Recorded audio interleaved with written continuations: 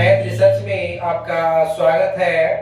देखिए, किसी भी समीकरण को वर्गजोड़ विधि से बनाने का एक बेहतर तरीका, देखिए यहाँ जो दिया हुआ है समीकरण इतना और इतना का वर्गजोड़ विधि से हल करें। देखिए, आप जानते हैं कि x के गुणांक को क्या कहते हैं, a कहते हैं, y के गुणांक को b, और जो अचर पद होता है उसे c कहते हैं। लेकिन समीकरण एक है ना, इसलिए इसको a1, b1 और क्या कहेंगे, c1 कहेंगे।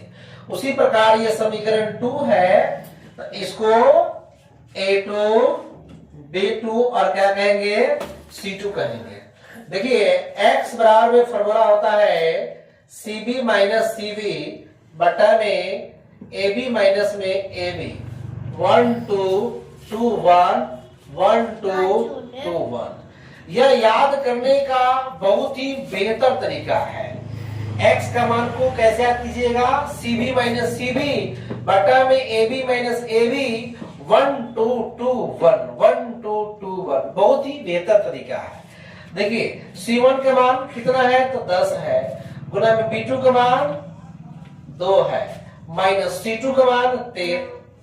c2 का मान जो है आपका यहां पर हो जाएगा आपका 12 हो जाएगा ना। c2 का मान आपका हो जाएगा 12, गुना में b1 के मान देखिए 4 बटा में देखिए a1 के मान हो जाएगा आपका 3, गुना में b2 का मान हो जाएगा 2, माइनस में a2 का मान हो जाएगा आपका 5, गुना में b1 के मान हो जाएगा आपका 4। देखिए 10 गुना 20, माइनस में 12 चौका 48 बटा में 3 गुना 6, माइनस में 4 बचे 20। 20 माइनस में 48 को घटाएंगे हम लोग तो आ जाएगा मेरा माइनस के 28 आ जाएगा। ऐसे घटाएंगे माइनस की 14 आएगा, माइनस से माइनस खत्म, 14 गुना 28, यानी कि x का मान कितना आ गया, 2। उसी प्रकार आप चाहे तो y का भी मान निकाल सकते हैं।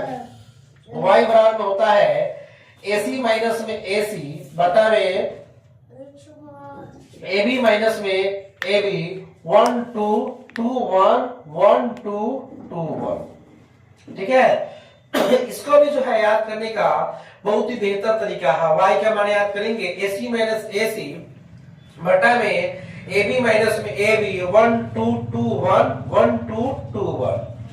देखिए a1 के मान यहाँ पर देखिए क्या दिया हुआ है, 3 दिया हुआ है, c2 का मान 12 है, a2 का मान देखिए 5 है, c1 के मान 10 है, बटा में a1 के मान तो सेम आ जाएगा ना, 3 गुना 2 माइनस में 5 गुना में 4, 12 तिहाई 36, माइनस में 10 पचे 50, 6 माइनस में 20।